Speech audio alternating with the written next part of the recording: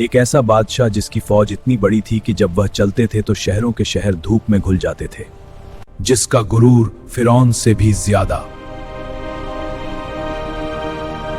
जिसका खजाना कारून से भी भरा हुआ सोना जो पहाड़ों की तरह जमा था, और जिसका नाम सुनकर बादशाहों की रातों की नींद उड़ जाती हो। और फिर वो बादशाह अल्लाह के घर काबा को मिटाने निकले। हाथियों और घोड़ों का समुंदर अब मक्का की तरफ बढ़ रहा था, लेकिन उसे क्या पता जिस घर को वो गिराने चला है उसका निगहबान खुद रब्बुल आलमीन है। ना आसमान से पत्थर बरसे, ना जमीन फटी, ना बिजली गिरी, बल्कि ऐसा कुछ हुआ। और फिर वो हुआ जो शायद तारीख का सबसे अजीब मोड़ है। वो बादशाह जो काबा को गिराने आया था वही काबा का सबसे पहला खादिम बन गया, लेकिन उसकी कौम पर एक दिन आसमान फट जाता है, सैलाब शहरों को बहा ले जाता है, और वो कौम जो कल तक गुरूर और ताकत में गुमराह थी आज पानी में मिट चुकी थी। सवाल यह है, अगर बादशाह खुद ईमान ले आया था तो फिर उसकी कौम पर ऐसा अजाब क्यों आया कि कुरान ने उनका नाम कयामत तक के लिए हलाकशुदा कौमों में लिख दिया। कौम का ताल्लुक अरब के सबसे नीचे वाले इलाके से था। तफसीर इब्न कसीर के मुताबिक एक वक्त था जब यमन दुनिया का सबसे अमीर मुल्क था। सोना पहाड़ों से निकलता था, साफ पानी दरियाओं में बहता था, शहरों के गिर्द फलों से भरे हुए बाग थे और इनके तिजारती रास्ते पूरी दुनिया में फैले हुए थे। इस सल्तनत का नाम था हिमियार एम्पायर और उनके बादशाहों का लक़ब था तुब्बा। जैसे मिस्र के बादशाह फिरौन, वैसे ही यमन के बादशाह तुब्बा। इन सब में सबसे खौफनाक ताकतवर एक नाम उभरता है, अबू गरीब असद तुब्बा अल हिमियारी। तफसीर के लफ्जों में है, इसकी फौज ऐसी थी कि अरब ने पहले कभी न देखी। तीरंदाज, तलवारबाज और लश्कर इतना बड़ा कि पहला सिपाही शहर से निकलता तो आखिरी अभी शहर में ही होता। और तुब्बा का नारा था, मैं जमीन का खुदा हूं, जो मेरी हुदूद में आए या तो मेरा होगा या मिट्टी का हो। यह लश्कर पहुंचता है अरब के एक खामोश इलाके में, यसरिब।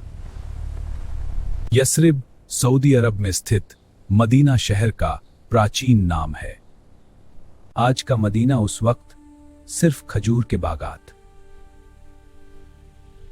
कुछ यहूदी कबीले और एक अजीब सी सुकून वाली हवा। तुब्बा ने हुक्म दिया, कल सुबह इस शहर को जला देंगे। लेकिन उस रात उसके ख्वाब में एक नूरानी शख्स आता है, इस जमीन को छोड़ दे, यहां मेरा रसूल आने वाला है। और तुब्बा घबरा कर उठता है। सुबह यसरिब के रब्बी खुद उसके दरबार में आते हैं। अय बादशाह, अगर तूने इस जमीन को छुआ तेरी बादशाहत का नामो निशान मिट जाएगा। तुम मुझे धमकी दे रहे हो, मैं वो हूं जो शहरों को सांस लेने देता हूं। नहीं, हम तुझे उस नबी के रब का पैगाम सुना रहे हैं जो यहां हिजरत करेगा। तफसीर इब्न कसीर के मुताबिक यह सुनकर दुब्बा के जिस्म पर लर्जा तारी हो गया। उसने पहली बार महसूस किया कि कोई कुत है जो उसके तकब्बुर से भी बड़ी है, और वह पहली दफा अपनी फौज को पीछे हटाता है, मगर शैतान अभी खामोश नहीं था। कुछ लोग तुब्बा के कान में फूंकते हैं, अरब के बीच एक घर है जिसे काबा कहते हैं, लोग वहां सोना चढ़ाते हैं, अगर हम इसे लूट लें तो अरब घुटनों पर आ जाएगा। तुब्बा मुस्कुराया, लश्कर मक्का की तरफ मुड़ता है, लेकिन जैसे ही वह हुदूद में दाखिल होता है, तफसीर के मुताबिक तुब्बा पर अचानक एक बीमारी आती है, जिस्म जवाब देने लगता है, आंखें बाहर, जुबान सूख जाती है, सांस टूटने लगती है, फौज डर जाती है। तबीब नाकाम हो जाते हैं, दुआ नाकाम, और फिर वही रब्बी आते हैं। सच बता, तेरे दिल में क्या था? इस घर को गिराना था या अल्लाह का घर है?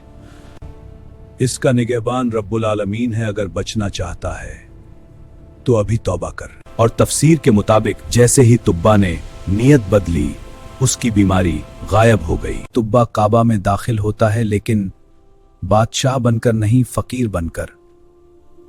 मैं गलत था, तू सही है। और फिर वह हुक्म देता है और यमन से खास कपड़ा मंगवाता है और अपने हाथों से पहली दफा काबा पर गिलाफ चढ़ाता है। काबा पर गिलाफ चढ़ाने के बाद तुब्बा ने सिर्फ तौबा ही नहीं की बल्कि एक और काम किया। तुब्बा ने एक खत लिखा आखिरी नबी के नाम।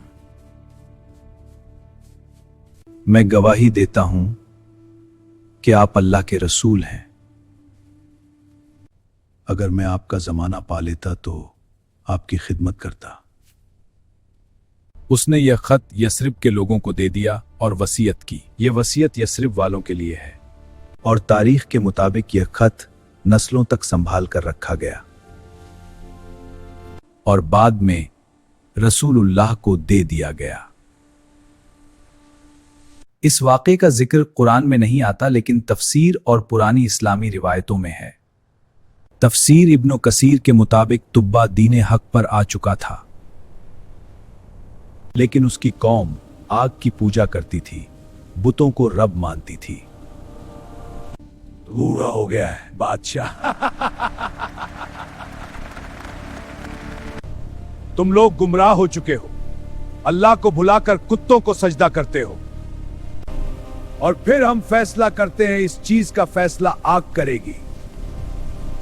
यमन में एक रिवायत थी, पहाड़ से एक आग निकलती थी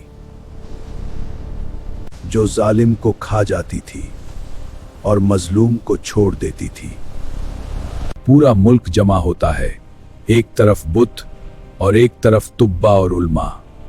आग निकलती है और सीधी बुत परस्तों की तरफ जाती है, उन्हें जलाकर राख कर देती है और तुब्बा के पास आकर ठंडी हो जाती है और उस दिन हक वाज़े हो जाता है।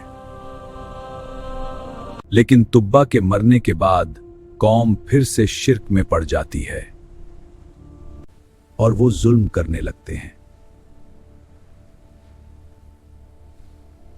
इनकी हालत तो देखो, लगता है आज खाना नहीं मिलेगा। फिर गुनाह और फिर अल्लाह का फैसला। पहला अजाब खामोशी से आया, बाग पीले होने लगे, जानवर गिरने लगे। यह बस मौसम है, हर साल होता है, अल्लाह का अजाब नहीं है। लेकिन दिन गुजरते गए और पानी वापस नहीं आया। बादशाह ने कहा था शायद ये रब का गुस्सा हो सकता है। बादशाह कमजोर हो गया था, हम अभी ताकतवर हैं, हमें किसी रब की जरूरत नहीं। ये वो जुमला था जिसके बाद अल्लाह के अजाब का वक्त आ गया। फिर एक दिन आसमान फट गया, पहाड़ों से पानी आया, नहरों की तरह नहीं, दीवार की तरह। बचा लो, अपने खुदा को बुलाओ। महल मिट्टी बन गए, जहां सोना था वहां जिस्म तैर रहे थे। या अल्लाह, बस एक मौका और दे। बादशाह सही था, अजाब आ गया।